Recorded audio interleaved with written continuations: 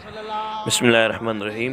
अस्सलाम वालेकुम दोस्तों, अॼु जे हिन वीडियो में असां खे दर्स मलफूज़ा शरीफ़ मां ॿुधाईंदासूं हज़रत जाबिर रज़ियल्लाहु ताला अन्हु जे पुटनि जे ज़िंदा थियण जो वाक़ियो।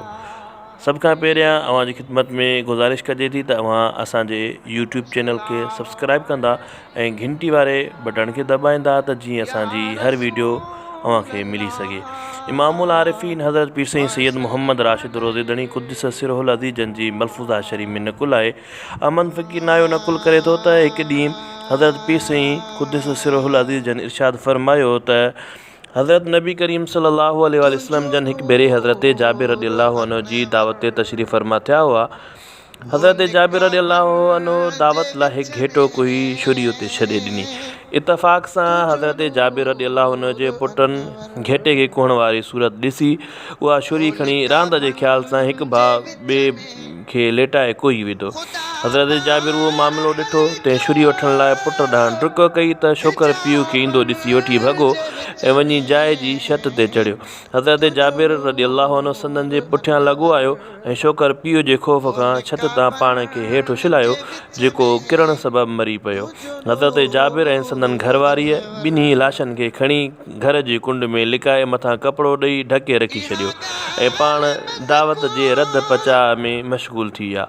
जॾहिं ताम तयारु थी वियो तॾहिं हज़रत नबी करीम सल्लल्लाहु अलैहि वसल्लम ऐं ॿियनि सहाबनि सॻोरनि खे वठी अची हथ धोराए ताम हाज़िर कयऊं। एतिरे में रब्बुल इज़्ज़त वटां वही आयो त या रसूलल्लाह सल्लल्लाहु अलैहि वसल्लम तव्हां अल्लाह ताला सलाम मोकिले इरशाद फरमायो आहे त हज़रत जाबिर रज़ियल्लाहु अन्हु जे पुटनि सां गॾिजी ताम वापरायो। तंहिं ते हज़रत नबी करीम सल्लल्लाहु अलैहि वसल्लम जन हज़रत जाबिर खे फरमायो त पंहिंजे पुटनि खे वठी अचो त असां उन्हनि सां गॾिजी ताम खाऊं। हज़रत जाबिर हुकुम खे मञींदो थोरो ॿाहिरि निकिरी वापसि अची अर्ज़ु कयईं त हज़रत ॿार कंहिं तरफ़ रांदि करण लाइ निकिरी विया आहिनि, हिन वक़्तु हथ नथा अचनि। हज़रत नबी करीम सल्लल्लाहु अलैहि वसल्लम जन इरशाद फरमायो, ए जाबिर, असांखे अल्लाह ताला जो हुकुम थियो आहे त असां तुंहिंजो ताम तुंहिंजे पुटनि खां सवाइ न खाईंदासूं। वञ जल्दी पंहिंजे पुटनि खे वठी अचु। आख़िर लाचार थी लाशनि जे मथां पयल कपिड़ो लाहे हुज़ूर जन खे सॼो किसो करे ॿुधाई। पाण सॻोरनि उहो हाल ॾिसी अल्लाह ताला जे दरगाह में दुआ कई त अल्लाह ताला फरमायो तव्हां हुनखे सॾु कयो। पोइ हुज़ूर अकरम सल्लल्लाहु अलैहि वसल्लम जन अल्लाह ताला जे फरमान मूजिबि ॿिन्ही फ़ौत थियल छोकिरनि खे सॾु कयो त नबी पाक सल्लल्लाहु अलैहि वसल्लम जे मौजिज़े सबबि ॿई नींगर सॾ सां जीअरा थी पिया। उनखां बाद पाण सॻोरनि सल्लल्लाहु अलैहि वसल्लम उन्हनि सां गॾिजी ताम वापरायो। दोस्तो, ही हुयो अॼु जो असांजो वीडियो दर्स मलफूज़ा शरीफ़ जे हवाले सां। इंशाअल्लाह ये इन तरीक़े सां मलफूज़ा शरीफ़ जो दर्स अव्हां जी ख़िदमत में जारी रहंदो।